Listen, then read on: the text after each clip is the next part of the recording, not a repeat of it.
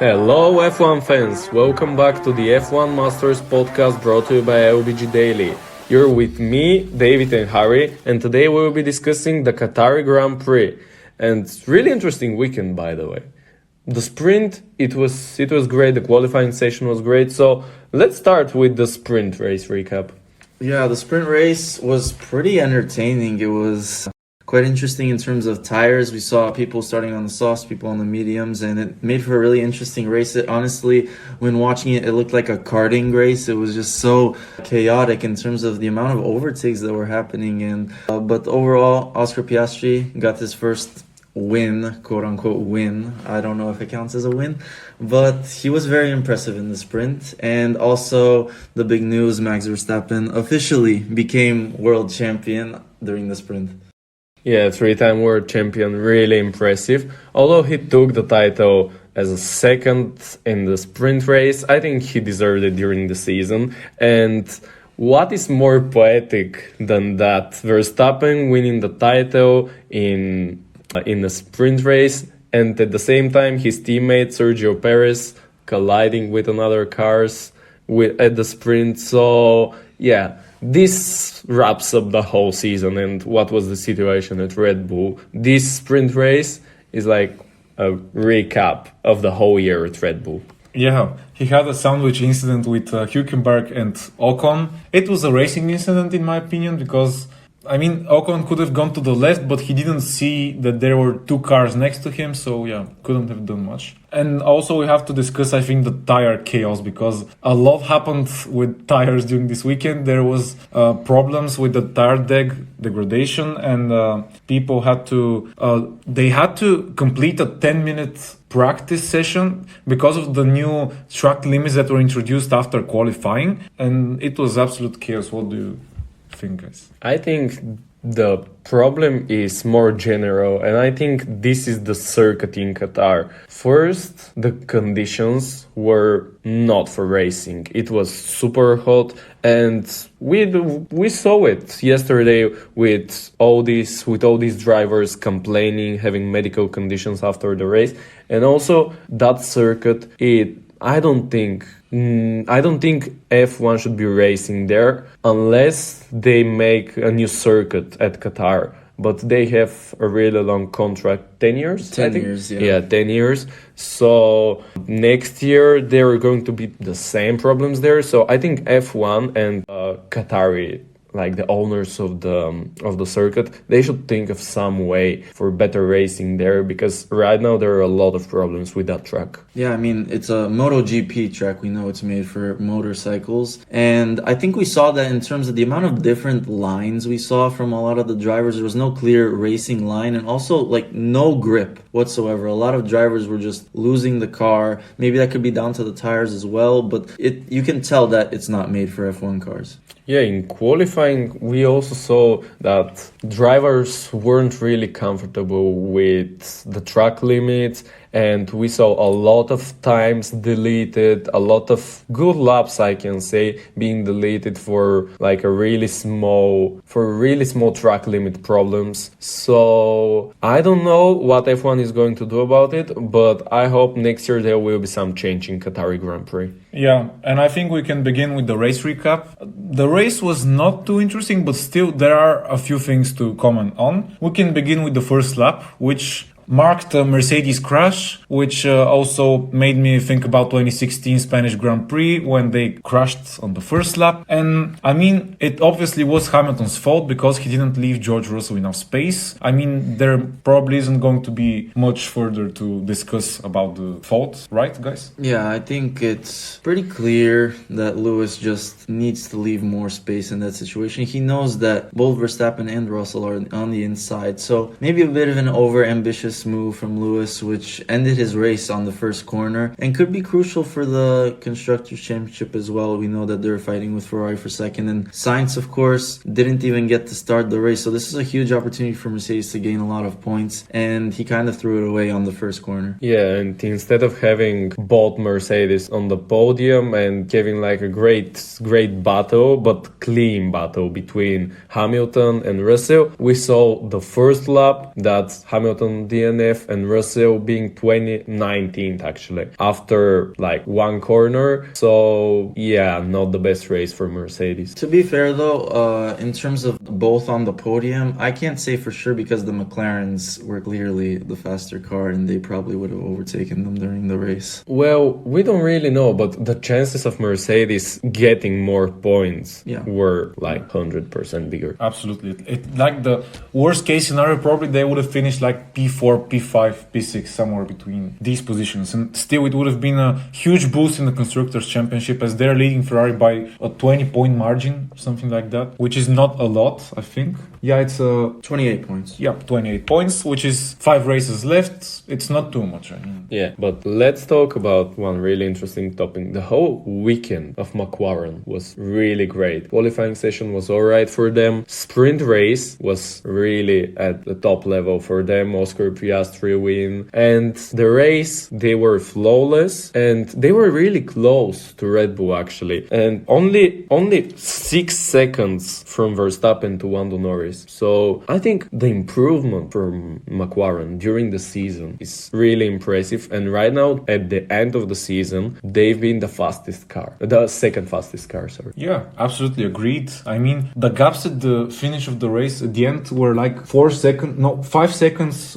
between Verstappen and Piastri. And Lando Norris was a second behind Piastri, which means that McLaren are actually close to Red Bull's pace, which is absolutely incredible considering the gap that Red Bull had in the beginning of the season. Yeah, I have a question for you guys. Do you guys think they are contenders next season? Because they are the most informed team at the moment and they keep getting better and better. And I know in the past, especially over the last 10 years really, they haven't come out with a car at the start of the season that is particularly competitive, but I have never seen McLaren in the last 10 years being this fast. And I think they will go into next season with a lot of confidence, and I think from the get-go they'll be at least in contention with the Mercedes and the Ferraris. Well, I think they have the pilot, they have the people to do the right job, they have the engine, they have the car, but I just don't think there is something missing at that McLaren team, but I don't know what. And I expect them at the beginning of the next season again to be poor and getting better and better throughout the season. But I don't know, I think we have the same old story at the beginning of every season with McLaren, and at the end of the season all the fans are getting hyped and we see again the same thing. So I think they have what is needed, but they simply cannot capitalize on it. Yes, but McLaren has never been this fast. I mean, Lando, he just got his 5th podium of the season, which is the most podiums he's had in one season ever. I just don't see how this team can really fall off that drastically as before. I don't think they'll be Q1 exits like last couple of seasons at the start of the season. I think they'll be pretty quick right from the get-go. I think you're underestimating how poor Mercedes and Ferrari are right now. And at the beginning of the next season, I think they'll have much more competitive cars that is going to leave McLaren at that bracket with teams like Alpine. And at the beginning of the next season, I think McLaren will be closer to Alpine rather than Mercedes, Ferrari and Red Bull. Do you think they'll be better than Aston? Well, I'm not really sure what is going to happen with Aston Martin. There are a lot of troubles in that team, so I'm not really sure what the future holds for them. Yeah, well, McLaren, I think actually that they are going to be in the top 3-4 teams at the beginning of next season, because I mean, Mercedes, for example, their philosophy has been a little bit like complicated since the start of the new regulations. They have to get it right, and I'm not sure if they'll have like the fastest or second fastest car at the beginning of next season, because I know what's wrong in the team and maybe they'll need more time. And yeah, moving on, another really important topic is the penalties that were given in this race. Yeah, a lot of penalties for exceeding track limits, more than one penalty for a number of drivers. So yeah, again, we already spoke about this thing. Qatari Grand Prix the circuit is not the best, so this is a problem that should be solved the next season. I think they should change the rules in terms of what is the track limits. I think they should include the curbs as part of the track, because such a minor instance of going off the track and you get a 5-second penalty. I mean, it's such a natural line. So, and we saw this in Austria as well, where drivers, it's just the nature of the corner that it throws you out wide and you go off track even by the slightest slightest of margin and your lap gets deleted automatically. I mean, they should be a little more lenient for this. After all, this is a 1.5 hour race, and as we saw, a lot of drivers were physically exhausted, and so it's very hard to keep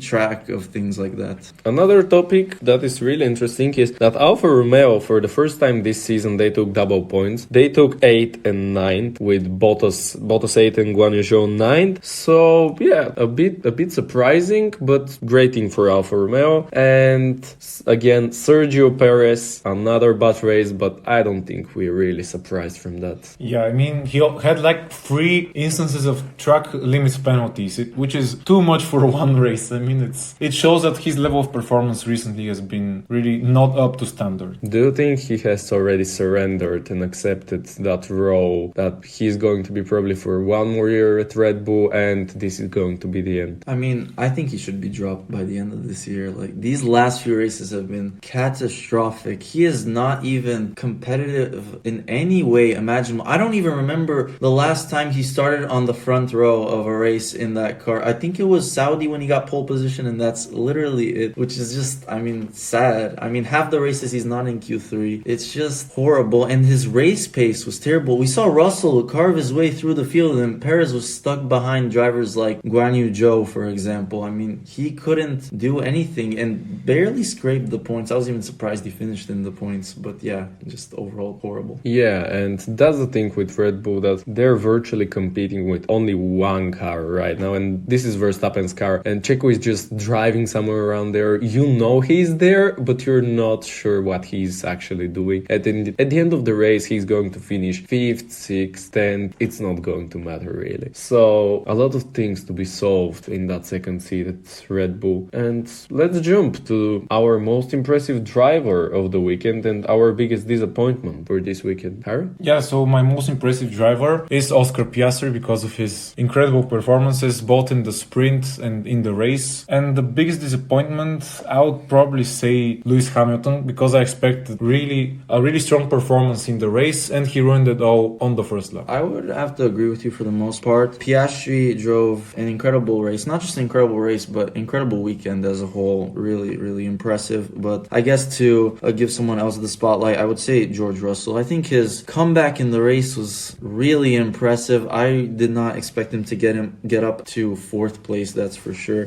considering what happened on lap 1. And biggest disappointment, I would say, I don't even know. I mean, Lewis, he did take himself out pretty much on the opening lap. We already discussed how bad Sergio Perez was. Apart from that, I guess there wasn't really anyone with that high expectation. Not as a driver, but I don't know what was the problem with Carlos Sainz's car, but I'm a bit disappointed with Ferrari because I think that is a problem that could have been seen earlier and Sainz could have been part of that race, but we don't know for sure. I want to give shout out as my most impressive team of the weekend, and this is McLaren. Amazing improvement from the beginning of the season, and also Alfa Romeo double points, which is not bad for a team like them. And my disappointment for sure, Sergio Perez. Again, another weekend where he's not even close in qualifying. The sprint race was bad. The race was even worse. So yeah, another disappointment for the second driver at Red Bull. But do you remember in the beginning of the season we were talking for him as a title contender? Right now he's behind Valtteri Bottas and Guan Yu Zhou, which comes to tell us the season was like roller coaster for him, but only going down down. It's so strange because it seems like, I mean, the pressure should be off. Championship basically was over 3 months ago, 4 months ago. I don't even know. I don't know why it seems like he's feeling more and more under pressure in that cockpit and just keeps making more and more mistakes. And I think he is crumbling. And after next year, he will for sure no longer not just be in that Red Bull, but I think he'll be gone from the sport because who will take him really? I think that is why I think Red Bull should really consider taking somebody else at that second spot even for the next year. Yeah, and our last segment for this episode is our predictions for Austin for the next Grand Prix. My predictions personally are that there will be a double Mercedes podium and both Alpines will DNF. For me, I've gone with Haas points, which has been quite a rare occasion this season, but maybe for their home race they'll be able to turn up. And also no McLaren on the podium. Maybe they'll have pace, but I think they could have some trouble during the race. I'm going like a really, really bold this time, and I'll say that the weakest car on the circuit, AlphaTauri, they will be both in the points, even with Daniel Ricciardo going back to that car. So I'm going really bold here. And another prediction, I think there will be no DNFs on Qatar, which is like unusual for the F1, but I think there should be races like that. Yeah, this is all for today from us. We're looking forward to the next race week. Till then, like, subscribe, and follow us in AUBG Daily on Instagram and Facebook, and stay tuned for more of our content. Thank you, and remember, If you no longer go for a gap that exists, You're no longer a racing driver. thank you guys.